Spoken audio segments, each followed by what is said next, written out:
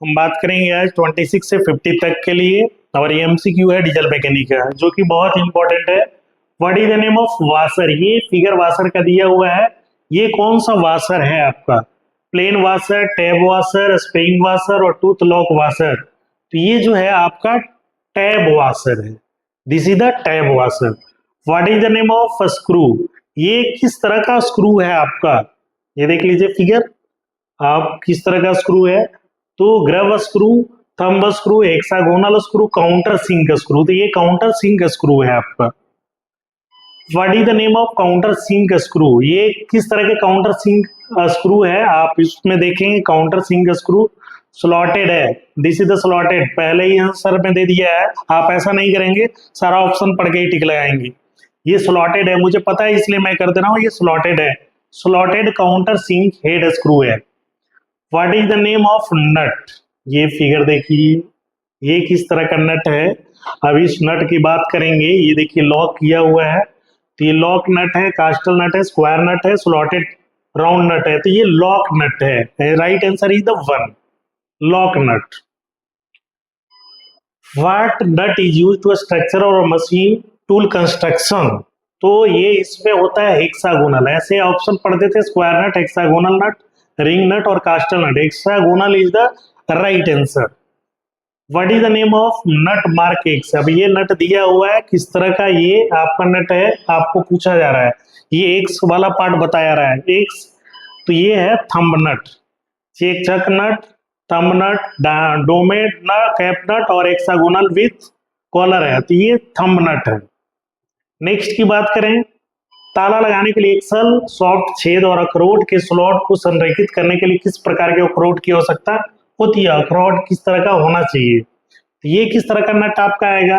कास्टल नट है कि चक नट है कि थंब नट है कि सेल्फ लॉक नट है? तो कास्टल नट का प्रयोग हम लोग करते हैं एक्सल सॉफ्ट होल के लिए और स्लॉट के लिए। What is the name of की?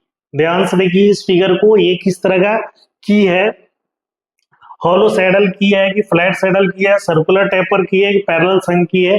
तो फ्लैट सैडल की का ये एग्जांपल है। ये फिगर फ्लैट सैडल की का एग्जांपल है। आप देखिए नेक्स्ट सवाल है आपका, which type of locking device use to shaft और सिमिलर पार्ट्स? किसका है? ये split pin, wire lock, internal circlip और external circlip. External circlip से आप शाफ्ट को हम सिमिलर पार्ट से लॉक करते हैं। अगला सवाल है 35, ये भी आपका पिक्टोरियल है। विच टाइप ऑफ की यूज्ड ऑन शाफ्ट और हब? शाफ्ट और हब के लिए किस की का इस्तेमाल करते हैं? हॉलो सैडल की, फ्लैट सैडल की, सर्कुलर टेपर की और पैरेलल संघ की। तो पैरेलल संघ की है, पैरेलल है, पैरेलल संघ की का इस्तेमाल हम लोग इसमें करते हैं। What is the name of file? ये फाइल का दिया हुआ है। तो ये फाइल देख लीजिए, इसमें सिंगल कट बना हुआ है, सिंगल क्रॉस कट भी नहीं है, डबल कट भी नहीं है। तो ये आपका सिंगल कट है। ये option number one is the right answer. बाकी आप ऑप्शन देख लेंगे, एग्जाम में ऐसा आप बिल्कुल नहीं करेंगे, सारा ऑप्शन करने के बाद ही इसमें टिक आउट करेंगे। What is the name of file? ये अगेन फाइल का है, अगेन फाइल का फिगर है। फिगर देखिए, उसके बाद option, single cut, double cut, रास्प cut और कर्व कट। तो ये इसका आंसर थर्ड होगा, रास्प कट फाइल का। ये आपका फिगर दिया हुआ है। नेक्स्ट है, which portable type of portable drilling machine has variable speed? Portable machine का, पोर्टेबल मशीन जो है, पोर्टेबल मशीन का है breast hand drill, heavy duty electric drill, ratchet hand drill और बेबल हैंड ड्रिल। तो ये आपका जो heavy duty electric hand drill का आपका इसमें आंसर हो जाएगा। वेरिएबल स्पीड पूछ रहा है। Which properties of metal has its power of returning to its original shape after applied force in released?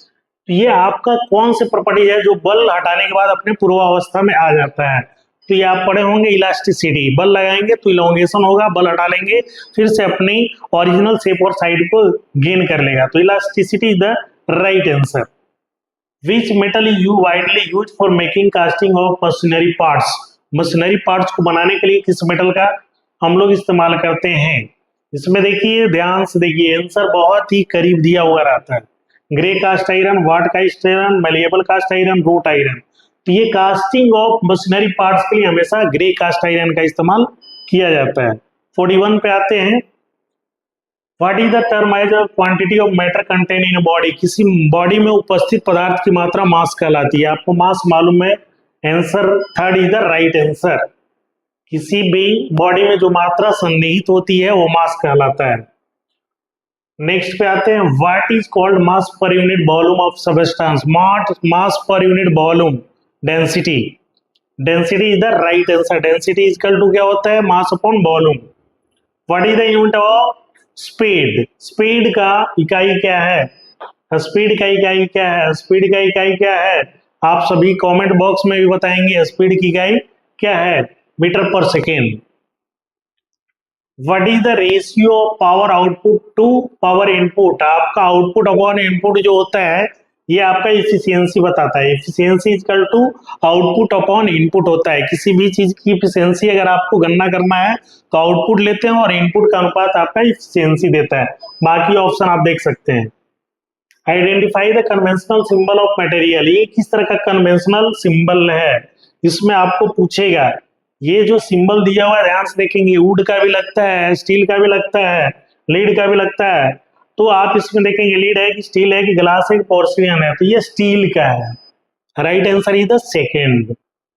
46 पे आते हैं, identify the conventional symbol of material. इसमें बहुत लोग कंफ्यूज करते हैं, इस तरह के सिंबल में बहुत कंफ्यूजिंग होता है, इसलिए इस तरह के सिंबल को बहुत ध्यान से देखना पड़ता है।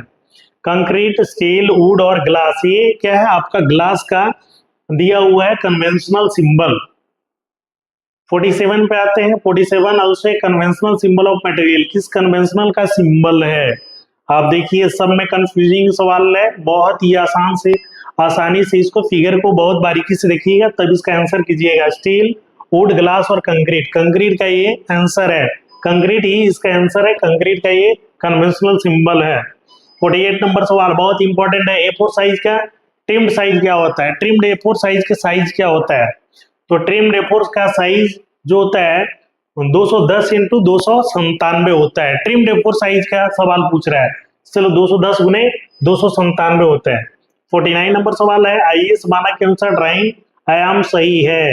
अब इसमें ड्राइंग IS मानक के अनुसार कौन सा आयाम सही है, पहले फिगर देख लेंगे, ये 60 है, 50 है, आप देख लीजिए 20, 3 और ये 4। इसमें आप देखेंगे, इसमें आप पाएंगे कि जो राइट आंसर है फर्स्ट है इसका, 50, 60 और 50 IS स्टैंडर्ड के अनुसार डायमेंशन जो है करेक्ट किया हुआ है। और आप बात करेंगे, हम आएंगे लास्ट सवाल इस पार्ट के लिए। चित्र में दिखाया गया प्रिज्म का नाम क्या है, ये किस तरह का प्रिज्म है। प्रिज्म आप फिजिक्स में भी पढ़ चुके हैं, तो ये प्रिज्म जो है स्क्वायर प्रिज्म है, बेस के आधार पर इसको हम लोग काउंट करते हैं। Second is the last answer, last answer इसका जो हम बता रहे हैं सेकेंड है, जो इसका लास्ट, इस पार्ट्स के लिए हम लास्ट आंसर बता रहे हैं, सेकेंड इसका लास्ट होगा स्क्वायर प्रिज्म। अगले सेशन में हम लोग मिलेंगे आपका 51 से लेकर 75 तक। Thank you.